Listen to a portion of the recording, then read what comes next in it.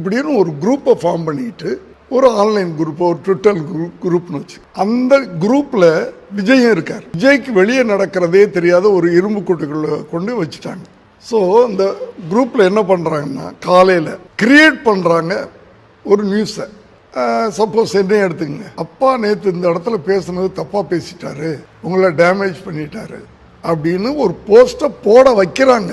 They are creating ஒரு ஃபால்ஸான ஒரு விஷயத்தை, அது நடந்திருக்காது, ஒரு ஃபால்ஸான விஷயத்தை போட வைக்கிறாங்க. ஒருத்தன் போடுறானா காலையிலிருந்து சாயந்தரத்துக்குள்ள இந்த 100 பேரை வச்சு அதை திருப்பி திருப்பி ஷேர் பண்றது, ட்வீட் பண்றது, லைக் பண்ண வைக்கிறது, இப்படி பண்றாரு. சோ விஜய் அதை பார்க்கிறார். ஒரு பொய் 10 தடவை சொன்னாவே உண்மையாயிடும். 50 தடவை சொல்றானுங்க, 100 தடவை சொல்றானுங்க ஒருத்தர். சோ அங்கே ஒரு பொய் உண்மையாக்கப்படுது. விஜய் உட்பட ஒரு குரூப்ல உண்டு.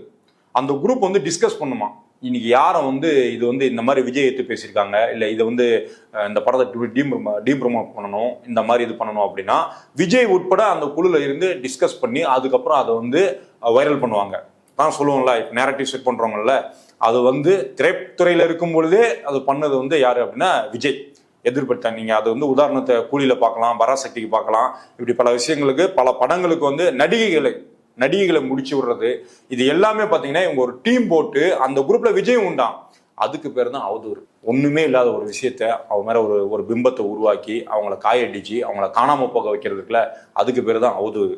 அதை செஞ்சுட்டு இருக்கிறது யாருன்னா உன் தலைவன், கட்சி தலைவன் விஜய். 100 பேரை வச்சு ஷேர் பண்ண வைக்கிறது. ஆமா, பல இன்ஃப்ளூயன்சர்ஸ் அதை இன்னும் சொல்ல போனா இவங்க அதாவது சினிமா ஃபீல்டு மாதிரியே இந்த அரசியல் களத்தையும் யோசிச்சுட்டு இருக்காங்க. உன் கட்சி தலைவன் தன்னோட மனைவி மீது கூட அவதூறு பரப்பிட்டு இருக்கான். அப்படிதான் நான் சொல்ல முடியும். ஐட்டன்ற அளவுக்கு பேசிட்டாங்க அவர். அதெல்லாம் அந்த வார்த்தையை சொல்றதுக்கே கூச்சமா இருக்குது. அந்த வார்த்தையை நீ உன் டீம் வச்சே நீ பரப்பிட்டு இருக்க. இதுல வேற நீ கட்சி அப்பாவே சொல்றாரு, நான் எதனா பேசிட்டா கூட என்னைய திட்டி போடுறானுங்க, என்னைய திட்டி போட சொல்லி வைக்கிறான்றதுல அவரே சொல்றாரு. எஸ். ஏ. சந்திரசேகர் சொல்றாரு, சொந்த வீட்டுல இருக்கிற அப்பாவுக்கு தான் மகன் மேல இவ்வளவு சொல்லணும்னு எந்த அவசியமும் இல்லை. ஆனா அவர் சொல்றாருன்னா அப்ப அவர் எவ்வளவு அனுபவிச்சிருப்பாரு, அந்த வழியை நாம வேற அனுபவிக்கணுமா?